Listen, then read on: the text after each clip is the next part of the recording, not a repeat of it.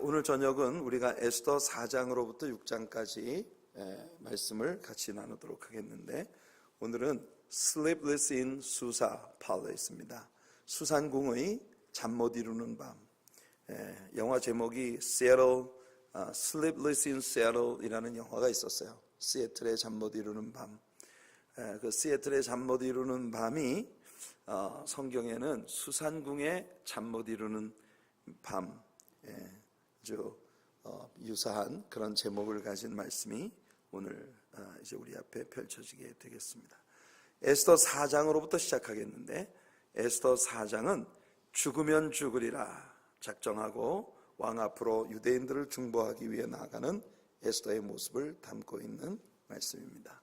다시 한번 상기시켜 드립니다마는, 에스더서라고 하는 책은 하나님 혹은 여호와, 이와 같이 하나님을 직접적으로 호칭하는 어떤 명칭도 등장하지 않습니다.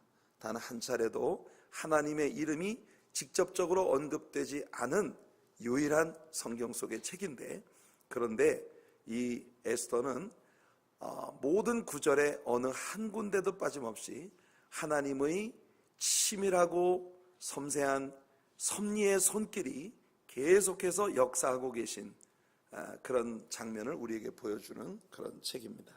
그래서 에스더의 제목은 그 섭리의 로망스입니다. 섭리의 로망스. 우리가 성경에서 여성의 이름으로 되어진 두 권의 책이 있는데, 하나가 룻기고 다른 하나가 바로 에스더라고 했습니다. 이 두 권의 책을 모두 버넌 맥기 목사님은 로망스라고 불렀어요. 로망스 of Redemption, 구속의 로망스가 룻기의 제목이고, 에스더의 제목은 Romance of Providence, 섭리의 로망스를 우리에게 보여주는 것이다, 이렇게 말씀을 했는데요. 자, 지난 주일 아침 설교에서 우리는 에스더 4장을 포괄적으로 다루었기 때문에 오늘은 에스더 4장을 읽지 않고 지난 주일 설교를 여러분들에게 좀 리마인드 시켜드리는 의미로 간략한 에스더 4장의 내용을 분해해서 여러분들에게 설명을 드리겠습니다. 먼저 1절부터 3절까지의 내용이 하만에 의해서 아수에로의 어인이 찍힌 조서가 공포되자 온 페르시아 127개 프로빈스 아래에 있는 모든 유대인들, 거기다가 특별히 왕궁이 있는 수산궁에 살고 있는 유대인들에게 크나큰 통곡이 시작되는 장면을 우리가 보았습니다.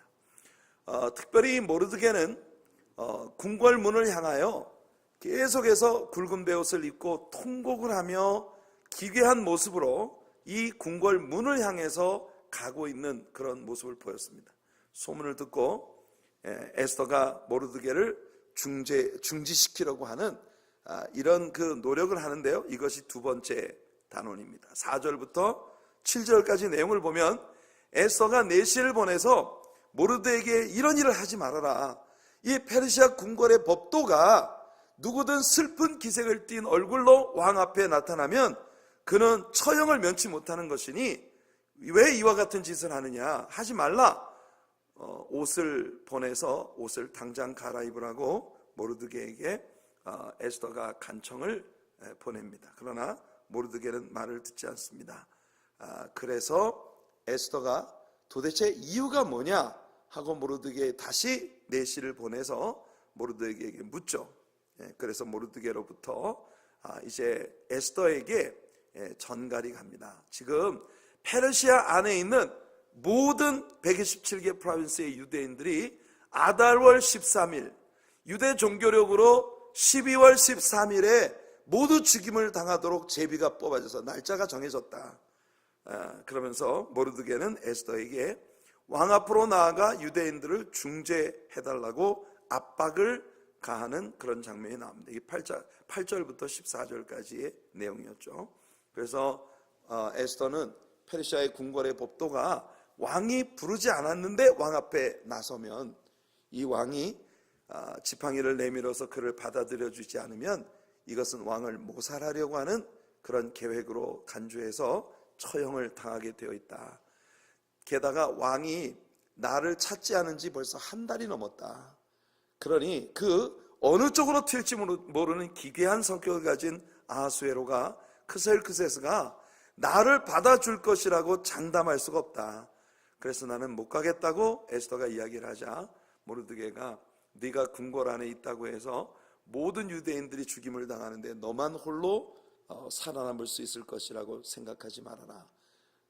만일 네가 이 일을 하지 않으면 하나님께서는 다른 데를 통해서 반드시 우리 이스라엘을 구원해 주실 것이다. 이미 말씀드린 것처럼 하나님의 이름이 직접 언급되지 않았으니까 이 유대 백성들은 다른 데로 말미암아 반드시 구원함을 얻겠지만 그러나 너와 내 집은 망할 것이다.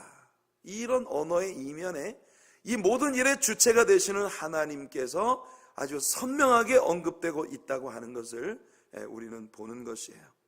그리고 이제 4장의 마지막 부분은 15절부터 17절까지로 에스더가 모르드게의 압박을 받아들이고 모르드게는 이 수산궁에 있는 모든 유대인들에게 지금부터 사흘 동안 금식을 하도록 선포를 해주세요. 나도 내 시녀들과 함께 사흘 동안 금식을 하고 그리고 왕 앞으로 나아가리니 죽으면 죽으리라. 이렇게 결단을 하고 왕 앞으로 나아가는 에스더의 모습을 우리는 이 4장을 통해서 본 것입니다. 이게 4장의 내용이에요. 자, 이제 5장으로 들어가겠습니다. 5장의 제목은요, 은혜의 지팡이입니다. 여러분들 아마 뜻밖의 제목일 거라고 생각을 하는데 바로 이 아하수에로 왕이 지팡이를 내어밀어 누군가를 내게로 다가오도록 허락해 준다고 하는 이 개념, 이 페르시아 왕궁에 있는 법도가 사실은 율법이 우리들에게 선포해주고 있는 준엄한 심판대에 앉아 계신, 보좌에 앉아 계신 하나님의 법도를 보여주는 영적인 의미가 있기 때문에 그래서 오늘 이 말씀의 5장의 제목을 은혜의 지팡이라고 이렇게 붙인 것입니다. 이 내용을 우리가 한번 보도록 할게요. 여러분들은 에스더가 아주 아름다운 여인이었다는 것을 기억하실 것입니다. 여러분 127개 도에 있는 모든 여성들 가운데에서 가장 아름다운 미녀들 대포로 뽑아서 이제 아하수에로 왕에게 들여보내면서 왕으로 하여금 왕비를 뽑게 하는데, 다른 여성들은 이 내시부에서 허락해준 향수와 옷과 이런 모든 것들 보다도 더 많은 사가에서 가지고 온 그들 나름대로의 비밀이 담긴 향품이나 또는 그 메이크업 또는 옷가지 같은 것, 이런 것들을 가외로 더 사용을 해서 자기를 치장했지만 에스더는 오직 내시부에서 정한 규칙에 의한 부분만 아주 단촐하게 그렇게 단장을 하고 왕의 앞으로 나아갔지만 왕의 마음을 온통 사로잡는 그런 아주 아름다움을 가지고 있었던 여인이 바로 에스더였다고 하는 걸 우리가 이미 배운 바 있는데요. 자, 그런 한번 왕의 마음을 사로잡은 적이 있었던 에스더가 이번에는 왕에게로 나아가기 위해 3일 동안 금식으로 준비를 하고 왕에게 나아갑니다. 이전에는 아름답게 단장을 하고 피지컬리 왕의 마음을 사로잡는 아름다움으로 왕에게 나아갔지만 이번에는 사흘 동안 금식을 하고 spiritually 영적인 면에서 왕 앞에 아름답게 단장을 하고 내면의 아름다움을 가지고 왕의 마음을 사로잡기 위해 왕에게로 나아가는 그런 모습을 봅니다. 참 여러분, 우리 하나님의 사랑교회 여성 여러분들, 에스더가 가진 이 내적인 외적인 아름다움을 모두 가지는 우리 성도님들 되시기를 축복합니다. 특히 우리 여성 여러분들, 이 세상 누가 보아도 여러분들만 가진 하나님이 여러분들의 내면에 계시다고 하는 것을 나타내는 영적인 그 아름다움이 여러분들의 얼굴 표정과 여러분들의 언어와 여러분들의 삶의 모든 국면들 속에서 스며 나오게 되는, 그래서 내적인 아름다움과 외적인 아름다움을 고루 갖춘 그런 아름다움을 가지는 우리 성도님들 되시기를 바랍니다. 자, 이제 에스더가 왕에게로 나아가는데 무슨 일이 일어나는지 한번 성경을 직접 읽어보죠. 1절을 보시면 제3일에, 이 제3일이라고 하는 게 어떤 날입니까? 에스더가 모르드게에게 금식기도의 지원을 부탁하고 자신도 자신의 시녀들과 함께 3일 동안 금식하며 기도하고 난 후에 왕 앞으로 나아가는 겁니다. 에스더가 왕후의 예복을 입고 왕궁 안뜰 곧 어전 맞은편에 서니. 자, 이게 지금 에스더가 왕궁의 내전을 향해서 직접 쑥 들어간 게 아닙니다. 왕의 내전에서, 그러니까 뒤에 이어지는 말씀을 보면 어전에서 전문을 대하여 왕좌에 앉았다가 왕이 어전에서 전문을 대하여 왕좌에 앉았다가 왕후 에스더가 뜰에 선 것을 본즉 매우 사랑스러움으로 손에 잡았던 금규라고 하는 건 지팡이를 말합니다. 금규를 그에게 내미니 에스더가 가까이 가서 금규 끝을 만진지라. 일단 아수에로 앞에 부름받지 않고 나아갔는데 죽음을 면하고 왕에게 다가갈 수 있는 그런 길이 열려졌다고 하는 것을 이 말씀이 우리들에게 보여주는 거예요. 그러니까 이 장면은 이렇습니다. 왕은 이렇게 정면에 보좌 위에, 높은 보좌 위에 앉아 있고 이 국내 대신들이 전부 그 왕의 내전에 쭉 이렇게 도열을 하고 앉아서 왕과 함께 어떤 공식적인 그런 미팅을 가지고 있는 이런 상황이에요. 왕은 얼굴을 저쪽 궁전 문을 향해서 있고, 그리고 그 전문 앞에가 바로 뜰입니다. 그 뜰에 에스더가 왕비의 옷을 입고 3일 동안 금식을 하고 그 뽀샤시한, 여러분 3일 동안 금식해 보세요. 예뻐집니다. 3일 동안 금식하면 여러분들 얼굴이 뽀샤시 하얗게 빛이 납니다. 그래서 그 뜰에 에스더가 싹 나타난 거예요. 여러분, 이게 여성들이 이런 걸 잘해야 되는 겁니다. 이런 걸 잘해야 되는 거예요. 그러니까 왕 앞에 그냥 에스더가 불쑥 가면 죽었을지도 몰라요.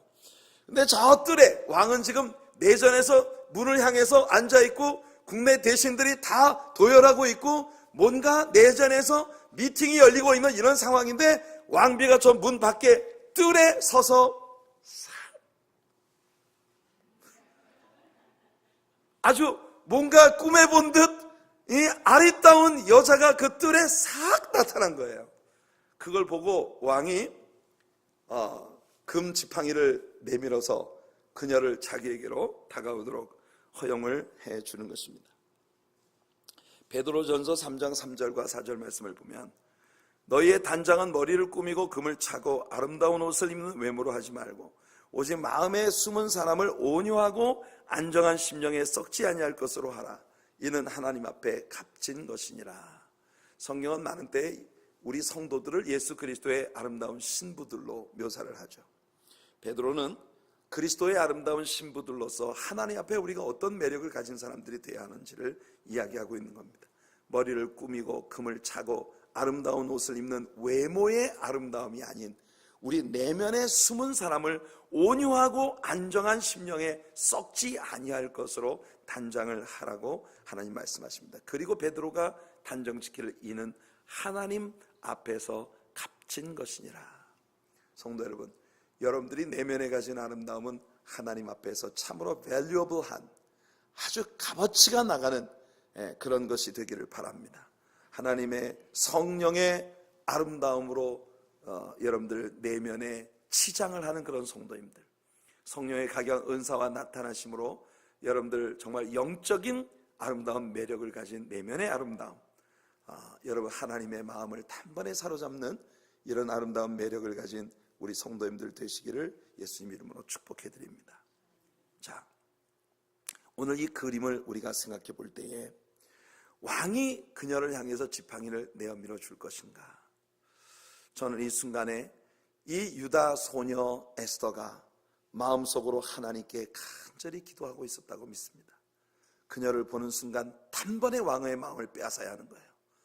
왕이 그녀를 딱 보는 순간 저게 누구시? 이러면 끝장나는 겁니다. 왕이 그녀를 딱 보는 순간 저 누가 부르지도 않았는데 저 앞에 이게 끝나는 거예요. 그냥 왕의 눈앞에 한 번 나타났을 때 단번에 왕의 마음을 사로잡지 않으면 다 수포입니다. 우리가 아가서를 공부할 때 솔로몬이 술람 여자에 대해서 노래했어요.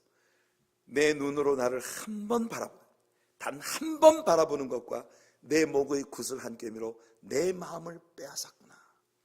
우리가 아가서를 공부하면서 배웠지 않습니까? 여러분, 우리가 아가서를 공부한 게 1년 딱 됐네요. 작년 연말 송년 및 신년 특별 새벽 기도회에 우리가 아가서를 공부하면서 같이 은혜를 나누었었는데, 여러분 이 아가서 이야기를 하는데 바로 엊그제 공부한 것 같아요. 그렇지 않습니까 여러분? 우리가 그리스도의 신부로서 예수님을 바라보는 우리의 그 정말 간절한 눈빛, 그 한 번의 눈빛으로 주님의 마음을 사로잡는 것, 역시 그 눈빛의 아름다움은 우리 것이 아니라 주님의 것이라는 것도 우리는 배웠습니다. 여러분, 이 여성의 눈이 남성 명사로 묘사가 되었다고 하는, 아카드라고 하는 남성 묘사로 묘사가 되었다고 하는 것을 우리 배웠어요. 여자의 눈인데 왜 여성 명사가 아닌 남성 명사로 썼느냐? 바로 그녀의 눈을 가득 채우고 있는 건 그녀가 오직 신랑만 바라보고 있어서, 눈동자는 여자의 눈동자인데 그 눈동자에 꽉 들어찬 이미지는 바로 신랑의 이미지뿐이다. 그래서 그녀의 눈은 신랑의 눈이다. 전혀 듣지 않은 것처럼 시침을 떼고 앉아 계시는 많은 분들을 뵙는데, 고개를 끄덕이면서 맞아 생각나, 이렇게 하시는 분들도 계세요. 이런 분들이 점점 늘어나고 있다는 걸 여러분들은 모르시죠? 제가 이제 말씀을 가르치면서 이렇게 제가 뭔 얘기를 할 때 고개를 끄덕이면 맞아, 그거 우리 배웠어, 이런 표정을 짓는 분들이 점점 많아지고 있어요. 당신은 모르실 거야. 여러분 거기 앉아있는 분들은 모르실 거예요.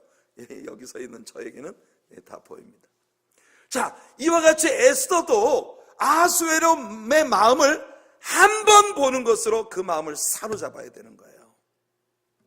그런데 정말 왕의 마음은 에스더를 한 번 보는데 단번에 빼앗겨버린 것입니다. 왕은 그녀에게 지팡이를 내어밀어 주었고 그녀를 가까이 오게 했습니다. 이것은 바로 하나님 앞으로 나아가는 우리들의 모습을 보여주고 있어요. 여기 메데바사의 왕궁의 법도가 강조하고 있는 것은 이 법이 하나님의 율법을 우리들에게 보여주고 있는 의미가 있기 때문입니다. 율법은 우리에게 이렇게 말합니다. 에스겔 18장 20절을 보면 범죄하는 그 영혼은 죽을지라. 아들은 아버지의 죄악을 담당하지 아니할 것이요 아버지는 아들의 죄악을 담당하지 아니하리니 의인의 공의도 자기에게로 돌아가고 악인의 악도 자기에게로 돌아가리라. 에스겔 선자 이 선포는 범죄한 그 영혼이 반드시 죽는다. 여러분 이것은요 하나님의 법입니다. 범죄한 사람은 하나님께로 근접할 수가 없어요. 하나님께서 허용하지 않으시는데 누구든 자기 마음대로 하나님 앞에 나갈 수가 없단 말입니다. 이것이 아담의 타락한 범죄를 유전으로 받고 태어난 이 세상의 모든 범죄한 그런 자체로 태어난 모든 인생들이 처해진 운명이에요. 우리들 중 어느 누구도 보좌에 앉으신 하나님 앞에 그가 나를 부르시고 그가 나를 허용하지 않으시는데 함부로 내가 하나님 앞에 나갔다는 우리가 완전히 죽임을 당한다는, 이것이 하나님의 법도입니다. 페르시아의 왕의 법도는 바로 이런 의미를 갖고 있는 거예요. 우리는 죄인이기 때문에 우리 자력으로는 하나님께 나아가지 못합니다. 에스겔 선자의 이 선포는 사실이었습니다. 에스겔 18장 4절에 보니 모든 영혼이 다 내게 속한지라 아버지의 영혼이 내게 속함같이 그의 아들의 영혼도 내게 속하였나니 범죄하는 그 영혼은 죽으리라. 바울 사도는 죄와 허물로 죽었던 우리들을 하나님께서 살리셨다고 선포하고 있습니다. 에베소 2장 1절에 그는 허물과 죄로 죽었던 너희를 살리셨도다. 에베소서 2장은 과거에 하나님과 우리 사이가 원수되었다. 왜? 죄 때문에. 이 죄라고 하는 장벽이 하나님과 나 사이를 가로막고 있어서 아무도 하나님께 나갈 수 없었다는 겁니다. 이게 페르시아의 왕궁의 법도예요. 누구도 왕이 부르지 않는데 임의로 나아갈 수 없다는 거죠. 보좌에 앉으신 하나님 앞에 자신의 의를 가지고 나아갈 사람 아무도 없습니다. 자신의 물질의 어떤 부나 또는 세상 권력이나 자신이 가지고 있는 이 세상의 어떤 것을 가지고도 나를 부르지 않는 하나님 앞에 나아갈 수 있는 자가 없습니다. 우리는 다 죽임을 당할 수밖에 없어요. 왜? 범죄한 그 영혼은 반드시 죽으리라. 그러므로 하나님 앞에 우리가 나아가는 건 곧 죽음을 의미하는 것이었단 말이죠. 길이 하나뿐입니다. 왕이 지팡이를 내어밀어 그에게 나타난 그 사람을 영접해 주는 길밖에 없다는 거예요. 사랑의 우리 하나님은 이와 같이 죄인된 우리들을 받아들여 주시기 위하여 그 아들 예수 그리스도를 십자가에 못 박혀 죽임당하도록 우리를 위해 내어주신 것이에요. 아하수에로 곧 크셀크세스가 이 왕비 에스더를 받아들여 주기 위해 금지팡이를 내어민 것은 바로 우리 하나님께서 우리와 같은 죄인을 영접하시기 위하여 아들 예수 그리스도의 십자가를 우리들에게 허락하신 것과 동일한 그런 그림을 우리들에게 보여주는 것이에요. 예수님은 우리 한 사람 한 사람을 인해 말씀합니다. 내게로 와라. 내게로 와서 내 은혜의 지팡이를 만져도 좋다. 이제 너는 구원받을 수 있다. 이것이 우리를 향한 하나님의 선포입니다. 할렐루야. 이제 에스더는 왕의 앞으로 나아갔습니다. 왕의 마음은 완전히 에스더에게 열려버렸어요. 왕은 그녀의 파격적인 행동을 통해 그녀에게 뭔가 목숨을 걸어야 할 만큼 절박한 일이 생겼다는 사실을 눈치채게 되었습니다. 여러분들이 이번 3주간 동안 특별 새벽기도로 하나님께 나아갈 때 하나님은 여러분들을 바라보며 내 사랑하는 딸에게 저렇게 3주간 동안 새벽마다 내게 나와서 부르셔야 할 뭔가가 생겼구나. 이걸 우리 하나님이 아시는 거예요. 다니엘이 90이 다 된 나이에 금식을 하겠다고 하나님 앞에 엎드릴 때 벌써 금식 기도를 하겠다는 제스처만 취하자 하나님 벌써 천사들을 보내셨습니다. 이게 우리 하나님의 멋진 모습입니다. 우리가 기도를 하겠다는 제스처만 취해도 벌써 하나님은 천사들을 우리한테 보내시는 거예요. 아멘 안 해도 좋아요.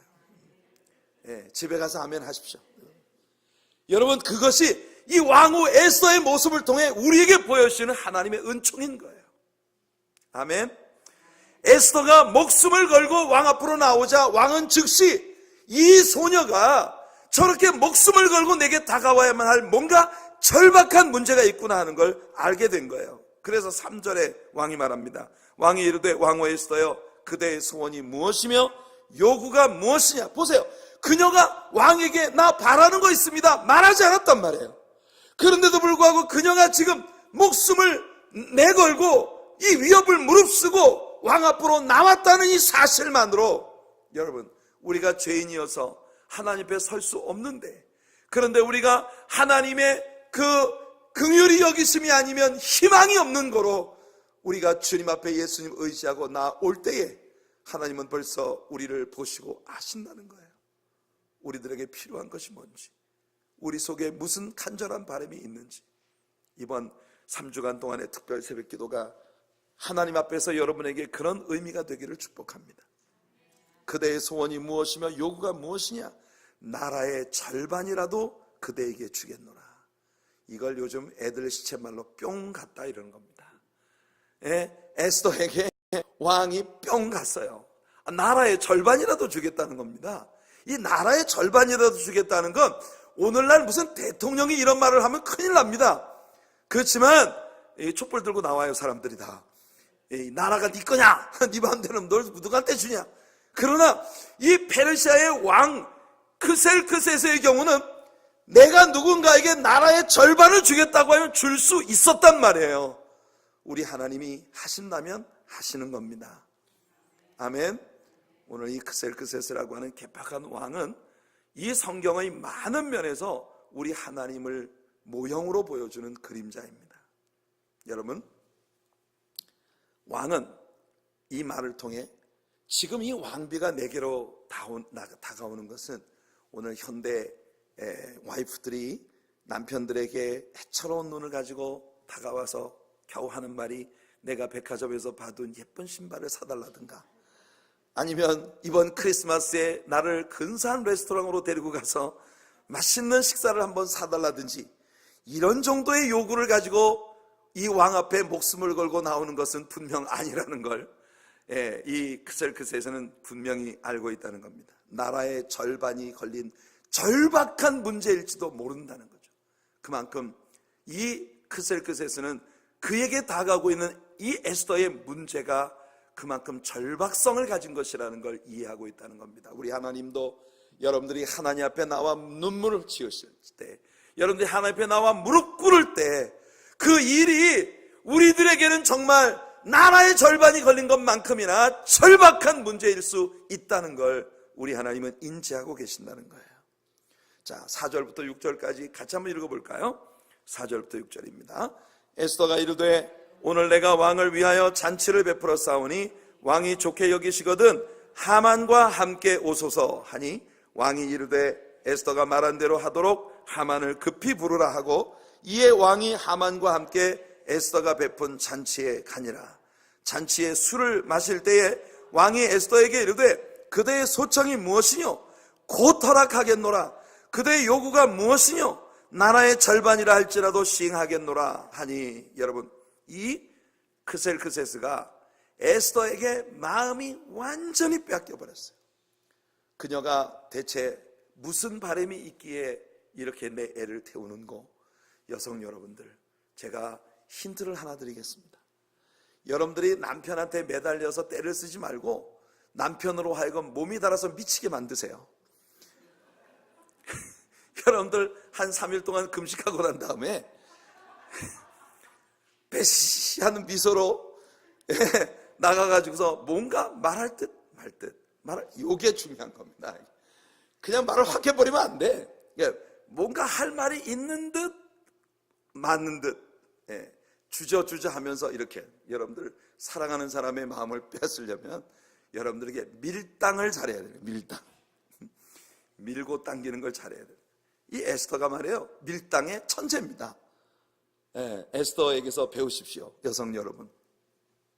이 에스더가 왕의 마음을 정말 아주 간이 높게 만드는 거예요. 대체 뭐냐? 뭔데 이렇게 뜸을 들이느냐? 대체 뭔데 이렇게 말을 안 하고 내 애를 태우느냐? 왕은 지금 에스더를 보며 애가 탑니다. 지금 왕은 에스더에게 소위 백지수표를 건네주고 있는 거예요. 여기에 네가 원하는 것을 써 넣어라. 뭐든 줄게. 여러분, 액면가가 무엇이 될지 그것은 여러분들의 믿음에 달려 있습니다. 하나님은 이미 여러분들에게 백지수표를 주신 거예요. 이런 말에도 아멘을 못하면 뭘 기다리고 계신 겁니까, 여러분? 이거 얼마나 대박입니까? 하나님이 여러분에게 백지수표를 주셨는데 아멘 하셔야지. 이럴 때는 그냥 아멘 해갖고는 안 돼. 아멘! 백지수표를 내 것으로 확, 한번 다 같이 이 제스처를 취하면서 하나님이 여러분들에게 이미 백지수표를 주셨습니다. 그렇지, 이렇게 하는 거예요.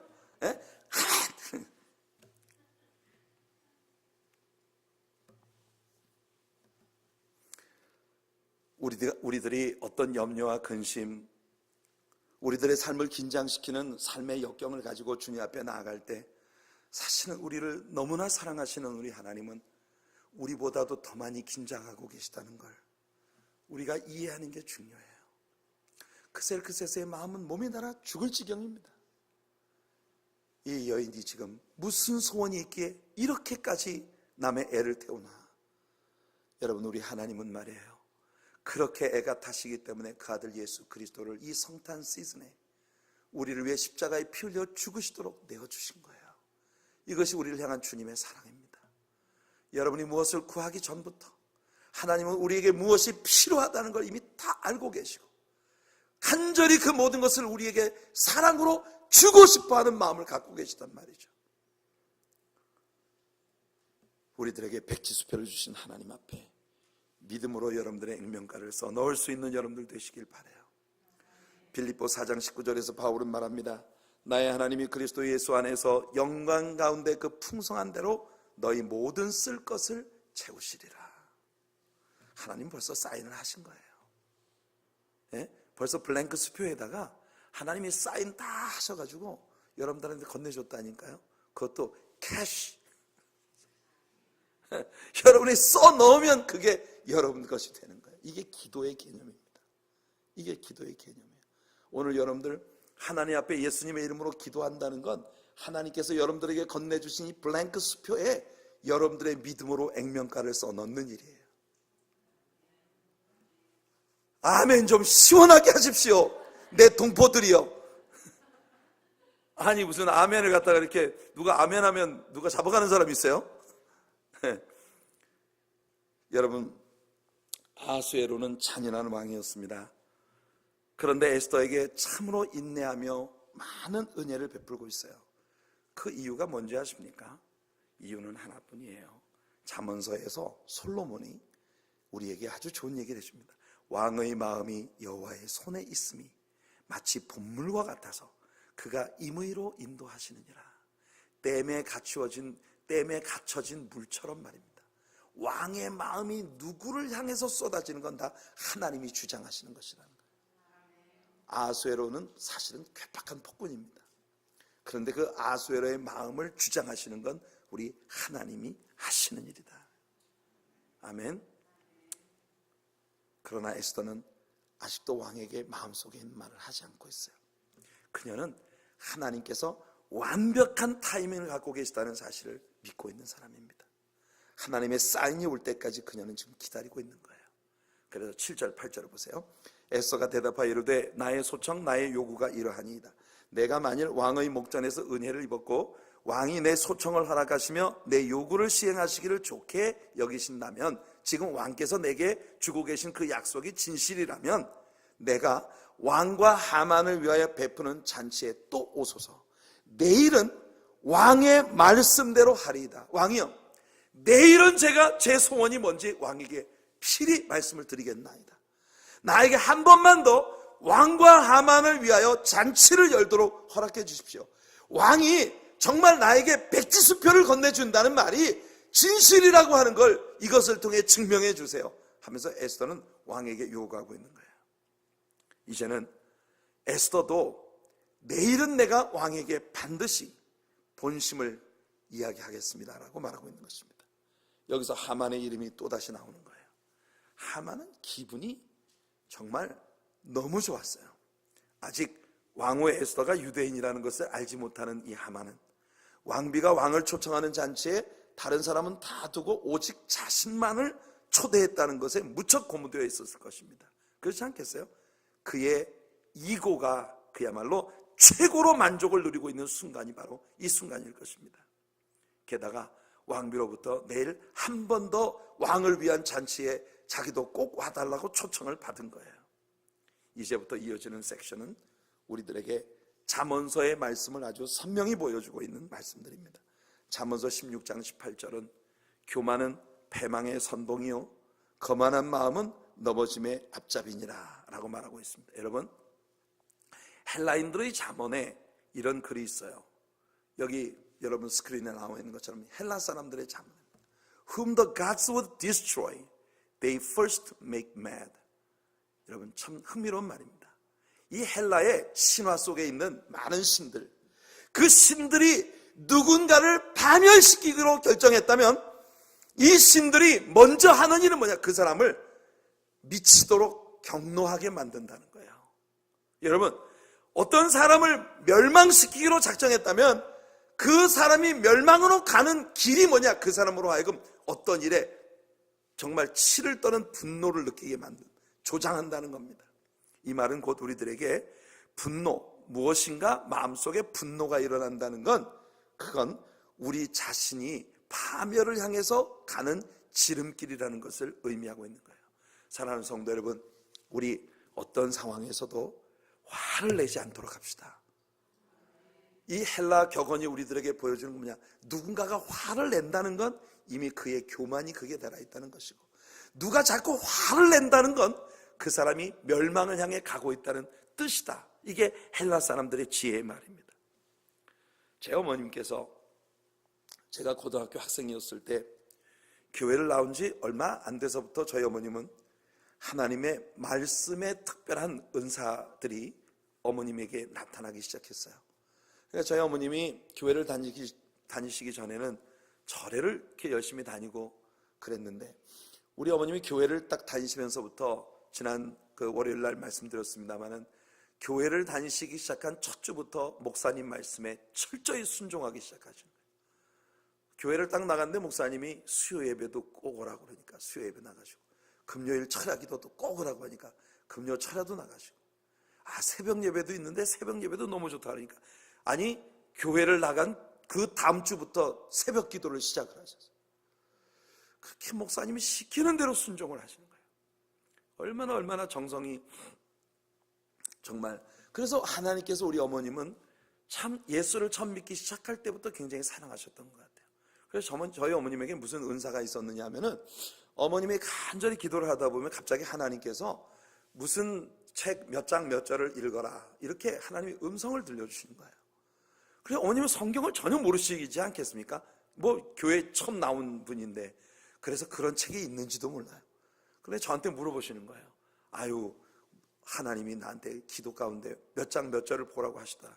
그래가지고 그 책을 찾아서 읽어보면 기가 막히게 어머님께서 마음속에 간절히 품고 있는 어떤 기도의 제목들에 대한 하나님의 선명한 응답들이 그 말씀을 통해서 나타나거나, 누군가를 위해서 어머님이 간절히 기도하실 때 그에게 주시는 예언의 말씀을 하나님께서 어머님을 통해서 주시는 데가, 그런 일들이 자주 나타나기 시작했습니다. 그 어머님은 예수를 믿은 초입부터 그렇게 하나님의 특별한 사랑을 받으신 분인 것 같아요. 그런데 어느 날 말입니다. 어느 날 어머님께서 같은 교회를 다니는 어떤 다른 지체가 굉장히 어머님한테 화를 내고 분노하고 막 이런, 그래서 어머님이 그 사람 때문에 너무너무 화가 나는 거예요. 어머님은 그분한테 순수하게 사랑으로 이렇게 대하는데 아주 안 좋게 이렇게 하는 거예요. 그러니까 어머님이 너무 속이 상해가지고 아침에 밥을 지으시려고 부엌에 들어가셔서 밥을 지으시려고 막 부엌에 앉았는데 하나님께서 청천벽력 같은 소리로 음성을 들려주시더라는 겁니다. 근데 한문으로 글씨가 딱 보이는데 노격조 사전자, 이런 글귀가 보이더래요. 한문으로 딱 노격조 사전자. 저게 무슨 말이냐? 저한테 저 노격조 사전자라는 말이 성경에 있냐고 물어보시더라고요. 그래서 제가 그때 고등학교 2학년짜리인데 뭘 성경을 이렇게 많이 한다고 성경에 저런 말씀이 있는 줄 알았겠습니까? 예. 그런데 이 노격조 사전자라는 이 말씀이 노격자 사전조, 노격자 사전조라고 하는 이 말씀이 무슨 뜻이냐면은, 격한 노를 품는 자는 일찍 죽는다, 그런 뜻이에요. 그러니까 노를 격하게 품는 자는 명을 자초하는 일이다. 그 어머님이 야, 이런 말씀이 성경에 있냐고 물어보시더라고요. 그래서 제가 지금 같으면은 어머님한테 잠언서에 보면은 이렇게 쉽게 노하는 자는 파멸을 보게 된다. 이거 말씀이 쉽게 노하는 자는 그의 파멸이 즉시 다가오게 될 것이라고 하는 이런 의미의 말씀을. 이게 딱 헬라 사람들의 격언이에요.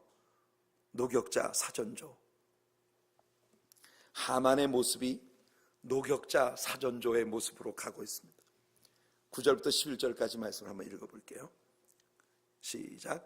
그날 하만이 마음이 기뻐 즐거이 나오더니 모르드게가 대궐 문에 있어 일어나지 아니하고 몸을 움직이지도 아니하는 것을 보고 매우 노하나 참고 집에 돌아와서 사람을 보내어 그의 친구들과 그의 아내 세레스를 청하여 자기의 큰 영광과 자녀가 많은 것과 왕이 자기를 들어 왕의 모든 지방관이나 신하들보다 높인 것을 다 말하고. 보세요, 사람이 이 세상에서 큰 소리 치는 사람 있잖아요. 이 세상에 사람이 큰 소리 치는데 주로 사용하는 메뉴가 세 가지입니다. 첫째는 뭐냐? 자신의 부예요. 얼마나 내가 돈이 많은 사람인가. 두 번째가 뭐냐? 내 자식들에 대한 자랑입니다. 내 자식이 무슨 직장에서 뭔 어떤 일을 하고 어떤 사업을 해가지고 얼마나 돈을 벌고 학교를 어떤 명문대를 나와가지고 무슨 어떻게 출세가도를 달리고 있고, 이 자식 자랑. 그 다음에 세 번째가 뭐냐면 자기의 영광입니다. 내가 얼마나 높은 지위에 있는가. 여러분, 지금 하만은 집에 들어가자마자 사람들을 초청을 해가지고서는 떠벌리는 겁니다. 오늘 왕비가 마련한 잔치에 갔다 온 그 들뜬 기분으로 자기의 큰 영광과 자녀가 많은 것과 왕이 자신에게 큰 권세를 주어서 자신을 높여준 것, 방금 말한 사람들이 누구나 자랑을 할 때 주로 사용하는 세 가지 메뉴를 다 들어 하만은 자기 영광을 높이고 있는 거예요. 그런데 이렇게 자신의 영광으로 꽉 들어차 있는 이런 사람이 12절 13절을 보면 또 하만이 이르되 왕후 에스더가 그 베푼 잔치에 왕과 함께 오기를 허락받은 자는 나밖에 없었고 내일도 왕과 함께 청함을 받았느니라. 그러나 유다 사람 모르드게가 대궐 문에 앉은 것을 보는 동안에는 이 모든 일이 만족하지 아니하도다. 참 사람의 어리석음을 아주 한눈에 보여주는 그런 말입니다. 이것은 마치 에덴 동산의 아담과 하와의 모습을 우리에게 보여주는 것 같아요. 사실 하나님께서는 에덴 동산 안에 온갖 아름다운 기와요초들과 각종 아름다운 향기를 가지고 맛을 가진 실과들을 잔뜩 만들어 놓으시고 모든 원하는 대로 먹을 수 있다고 하셨어요. 오직 하나, 이 선악과만큼은 이건 내 것이야, 손대지 마. 하나님은 오직 모든 걸 아담과 하와에게 다 주시고 선악과 하나만 이건 내 거다라고 하셨는데, 아담과 하와의 마음속에는 그 하나 금지된 이것 때문에 하나님을 불공평하다고 말하는 거예요. 이게 인간입니다, 여러분. 얼마나 큰 축복을 주시는데 그 축복은 다 생각 안 하고 마음에 걸리는 요만한 거 하나, 이거 해결 못해갖고 망하는 거예요. 이게 하만의 모습입니다.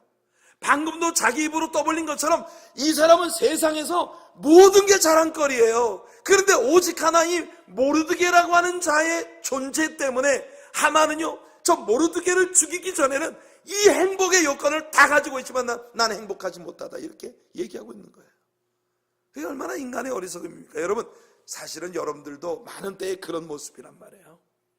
여러분들이 이 세상에서 가장 불행하고 불편한 사람처럼 하나님의 막 원망을 하는데, 따지고 보면 하나님께서 그거 이외에 얼마나 많은 선물들을 주셨냐고요. 그렇게 큰 은혜를 주셨는데 내 마음에 걸리는 요만한 거 하나 가지고 하나님 요거 해결 안 해주시면 나는 정말 하나님 미워할 거예요. 이런 마음을 우리가 갖는 겁니다. 이게 아담과 하와의 마음인 거예요. 선악과 그거 하나, 그걸 금지시켰다는 것 때문에 하나님이 그들에게 주신 모든 선물들이 다 가치가 상쇄되는 거. 그러자 이 하만의 아내 세레스라고 하는 여자가 모든 친구들과 더불어 하만에게 부채질을 합니다. 높이가 50규빗 되는 나무를 세우고 내일 왕에게 모르드게를 그 나무에 매달기를 구하고 왕과 함께 즐거이 잔치에 가소서 하니 하만이 그 말을 좋게 여기고 명령하여 나무를 세우니라. 여러분, 모르드게라고 하는 사람의 이름의 뜻은 little man, 작은 사람이란 뜻이에요. 모르드게라고 하는 이 이름은 히브리 말로 모르데카이. 이 모르데카이라고 하는 이 말이 little man, little man이라는 뜻이에요. 그런데 이 작은 사람, 아마 모르드게의 이름이 little man이라는 의미를 가지고 있다는 건 모르드게가 아마 태어날 때부터 굉장히 작은 체구를 가진 사람으로 태어났다는 것을 보여주는 것 같아요. 그러니까 모르드게는 분명히 키가 작은 왜소한 남자였을 거예요. 그 작은 남자 하나를 갖다가 그 미움, 그 남자에 대한 미움 때문에 말이에요, 하만은 자기 운명을 다 거는 겁니다. 이게 얼마나 어리석은 일이에요. 그래서 이 왜소한 남자 하나를 매달겠다고 50규빗 높이의 장대를 매달았어요. 이 50규빗이라고 하는 건, 50규빗이라고 하는 건 오늘날의 도량형으로 75피트나 됩니다. 75피트면요, 지금 우리가 앉아있는 여기서 이 꼭대기까지의 한 3배 정도 되는 높이야. 아주 키 작은 왜소한 남자 하나를 매달겠다고 이 높이의 3배 이상 되는 그런 높이에다가 사람을 매달겠다고 장대를 세워놓고는 드디어 행복한 마음으로 잠자리에 드는 겁니다. 얼마나 불쌍한 인간입니까? 그런데 세레스가 말한 대로 그는 내일 모르드게를 당장 목매달겠다고 왕의 재가를 얻기 위하여 왕궁을 향합니다. 6장입니다. 수산궁에 잠 못 이루는 밤이 여기 있습니다. 참 흥미로운 대목이에요. 우리는 여기서 흥미로운 사실들 몇 가지를 발견하게 되는데, 첫째로 왕이 잠을 못 이루는 밤은 한두 번이 아니었을 거예요. 여러분, 그 어마어마한 127개 프로빈스를 가진 대국을 통치하는 왕에게 정신 시끄럽게 하는 일이 얼마나 많이 생기겠습니까? 저도 우리 교회 성도님들 얼마 되지도 않는데 우리 성도님들 정말 바람 잘 날 없습니다. 아주 수시로 돌아가면서 한 사람씩 무슨 일이 터지고 뭔 일 때문에 아파하고 괴로워하고 힘들어하고. 그런데 127개 프로빈스를 가진 이 페르시아의 왕이 얼마나 정신 시끄러운 일이 많겠어요. 그런데 이 왕이 잠 못 이루는 그런 일은 결코 큰 일이 아니거든요. 하나님은요, 날마다 벌어지는 늘상 있는 아주 작은 일을 사용하십니다. 오래전 하나님은 한 여인의 작은 마음과 어린 아기의 작은 울음소리를 사용하셔서 모세를 바로의 궁궐로 들어가게 하셨습니다. 이 작은 사건으로 말미암아 한 나라의 운명이 뒤바뀌게 되었습니다. 오늘 밤도 그저 수상궁의 왕이 잠을 못 이루는 비일비재 벌어질 수 있는 이 작은 사건 하나를 이용하셔서 하나님은 한 민족의 운명을 송두리째 바꾸는 결과를 초래하게 되는 겁니다. 우리는 아주 작은 사람들에 불과합니다. 그러나 하나님은 우리들을 사용하셔서 아직도 위대한 일을 이루신다는 겁니다. 기대하십시오. 여러분들의 삶에 하나님이 행하실 위대한 일들을 기대하는 성도님들 되시기 바랍니다. 또한 왕이 밤에 잠을 못 이룬다면 잠이 오지 않는 왕을 위해서 왕궁 안에서 할 수 있는 일들이 얼마나 많았겠습니까? 자다 말고 벌떡 일어나서 야, 대궐에 불 밝혀라. 온 궁궐에 대낮같이 불을 밝히고 궁녀들 다 모여 술판을 벌려라. 풍하고 울려라. 밤새 잔치를 열 수도 있을 텐데, 이 수상궁에 잠 못 이루는 밤에 크셀크세스라고 하는 괴팍한 사람이 이 잠 못 이루는 밤의 무료함을 달래기 위해 선택한 게 뭐냐면 세상 재미없는 역사책 읽는 것이었어요. 이런 일들이 하나님의 간섭하심이었다는 겁니다. 여봐라, 걔 아무도 없느냐? 내시가 말한 거. 너는 당장 서고에 가서 역사책 중에 아무거나 하나 빼와라. 여러분, 페르시아라고 하는 이 거대한 나라의 역사책이라고 하는 것은 여러분 그저 한두 권의 작은 두루마리가 아닙니다. 어마어마한 분량의 두루마리가 가득 들어차 있는 이 서고에서 아무거나 왕궁 역사책 하나를 빼오라는 거예요.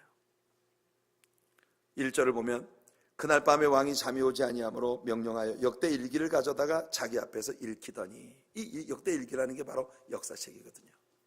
근데 그 궁궐 서고에 많고 많은 책들 가운데 이 내시가 달려가가지고 아무거나 두루마리 하나 딱 뽑아 갖고 왔는데, 이 뽑혀가지고 온 두루마리가 기막힌 이야기를 담고 있는 책이었다는 겁니다. 이게 바로 섭리하시는 하나님의 손길의 역사라는 거예요. 2절 3절을 보세요. 그 속에 기록하기를, 이 두루마리에 기록되어 있는 내용입니다. 문을 지키던 왕의 두 넷이 빅다나와 데레스가 아수에로 왕을 암살하려는 음모를 모르드게가 고발하였다 하는지라. 왕이 이 이야기를 듣다가 뻘떡 일어납니다. 그래서 내가 이 일에 대하여 무슨 존귀와 관작을 모르드게에게 베풀었던 거? 측근 신하들이 대답하되 아무것도 베풀지 아니하였나이다. 여러분, 왕은 깜짝 놀랐습니다. 세상에 왕의 생명을 구한 사람에게 아무런 상급도 내리지 않았다니. 여러분, 지금 왕은 에스더로 말미암아 기분이 최고조에 달해 있는 상황이에요. 정말 하나님은 기막힌 타이밍에 모르드게의 깜깜 묵혀 있었던 선행을 들춰내신 겁니다. 여러분, 여러분들이 하나님 앞에서 또는 어떤 사람에 대하여 남 모르는 선행을 한 것이 묻혀버렸습니까? 여러분, 서운해하지 마세요. 하나님은 기막힌 타이밍에 그걸 끄집어내실 거예요. 아멘. 여러분, 하나님 앞에 정말 금식하며 내 모든 걸 바쳐서 기도했는데 그 기도가 역사 속에 완전히 묻혔다고 생각하십니까? No way. 하나님은요, 기막힌 타이밍에 여러분이 기도한 그것을 끄집어내실 거예요.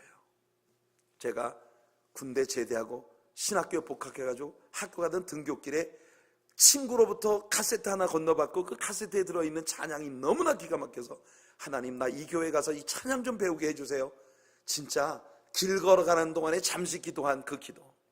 또 그날 하필이면 교수님이 목회학 강의를 하는데 당시에 온 세계에 센세이셔널한 부흥을 일으키는 목회의 그 모델들을 소개하는 가운데 척 스미스라고 하는 캐버리 채플 목사님을 소개를 하는 걸 들으면서, 하나님, 저 좀 꼭 보내주세요.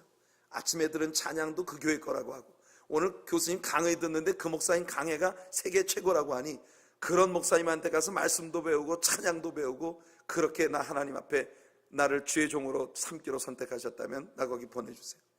그게 유일한 기도였습니다. 그리고 10년이 지났어요. 저는 내가 그 기도를 했다는 것까지도 잊어버렸어요. 그런데 10년 만에 하나님은 저를 캐브리 채플 마당에 세워놓으셨습니다. 여러분, 하나님의 타이밍이 있는 거예요. 여러분들이 한번 기도하고 하나님 앞에 정말 진액을 바치는 열정의 기도를 드렸는데 하나님이 묻어버리셨다고 생각하십니까? 절대 아닙니다. 기막힌 하나님의 타이밍에 하나님이 그것들을 들춰내실 줄로 믿습니다. 절망하지 마시고 여러분 믿음으로 서는 여러분들 되시길 축복합니다. 그때 왕이 벌떡 일어나서 거기 누가 있느냐? 뜰에 누가 있느냐? 마침 하만이 모르드게를 장대에 매달겠다고 왕의 제가를 받으러 들어오고 있는 거예요. 얼마나 기막힌 타이밍입니까? 왕은 아마도 밤을 꼬박 새운 것 같아요. 왜냐하면 아무리 그래도 이 한밤중에 잠잘 시간에 하만이 오지는 않았을 거 아닙니까? 그러니까 때마침 들어오는 하만을 불러놓고 하는 말이, 아수에로가 높이고자 하는 사람에게 어떻게 하면 좋겠느냐? 하만은 필경 그건 나를 두고 하는 말일 것이다 라고 생각을 해서 하만은요 김치국도 제대로 마신 거예요. 그래서 왕의 조복을 입히고 왕의 면류관을 씌우고 왕이 가장 아끼는 말에 그 사람을 태워 왕이 신이 많은 신하에게 고삐를 잡게 하시고 하루 온종일 수상공을 다니면서 아수에로가 높이고자 하는 자에게는 이같이 할지라 외치게 하소서. 여러분, 하만은 그것이 자기일 거라고 생각했단 말이죠. 그런데 왕이 하는 말이, 야, 그거 정말 좋은 생각이다. 하만아, 날이 밝는 대로 너는 모르드게라는 자를 데리고 와라. 모르드게를 목매달겠다고 지금 제가를 받으러 온 하만에게 모르드게를 데려다가 왕복을 입히고 면류관을 씌우고 내가 아끼는 준마에 태워 고삐는 네가 잡아라. 하만이 고삐를 잡고 하루 왼종일 수상공을 다니면서 아수에로가 높이고자 하는 자이 이같이 할지라 울며 겨자 먹기죠. 그리고 하루 왼종일 먼지 뒤집어 쓰고 수상공을 돌아다니다가 저녁 무렵이 되어 분노가 극에 달하여 그는 집으로 돌아옵니다. 그런데요, 그의 아내 세레스가 하만을 보고 하는 말이, 당신은 이제 큰일 났다. 그가 진정 유대인이라면 당신은 이제 죽음이다. 이렇게 세레스가 하만의 마음을 자극합니다. 바로 그 일이 있고 즉시 왕궁으로부터 신하들이 달려와서 하만에게 어서 에스더가 마련한 잔치자리에 들어오라고 급히 명령이 떨어졌습니다. 하만은요 즉시 에스더의 왕궁으로 달려가고 있습니다. 갑자기 말입니다. 이 화면이 엄청나게 빠른 스피드로 지금 막 전개가 되고 있는 그런 모습이 보이지 않습니까? 엄청난 스피드의 영화가 클라이막스를 향해서 지금 치닫고 있는 거예요. 갑자기 막 하만이 분노해서 왔는데 세레스가 갑자기 아이고 당신 이제 큰일 났다 이러는 판국에 갑자기 신하들이 들이닥쳐서 빨리 채비하셔. 그래서 하만은 기분도 안 좋은데 가서 왕비의 잔치나 실컷 먹고자 이러고 막 급히 이끌려서 왕궁으로 들어가는 겁니다. 여러분, 이것이 하만이 이 세상에서 뭔가 즐거움의 기대를 가질 수 있는 마지막 걸음입니다. 에스더는 우리들에게 퍼펙트 타이밍을 가지신 하나님의 모습을 보여주는 섭리의 책입니다. 성도 여러분, 오늘 저녁 우리가 공부한 이 말씀의 모든 문항들이 여러분들 모두의 마음에 날마다 되살아나게 되기를 예수님 이름으로 축원해 드립니다. 섭리하시는 하나님의 권능의 손이 여러분들을 붙잡고 계신 걸 신뢰하십시오. 그렇게 우리 하나님 앞에 우리 마음을 쏟으며 함께 나아가도록 합시다.